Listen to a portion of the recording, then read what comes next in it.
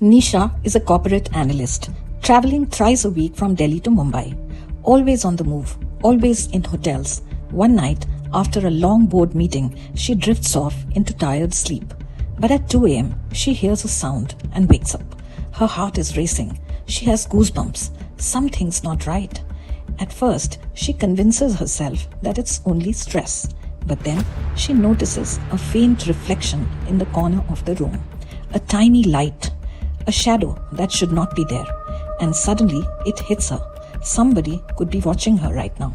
No yaar, this is not a scene from a thriller movie. This is real life. And it could happen to any traveler. Yes, even you. Hidden cameras are everywhere.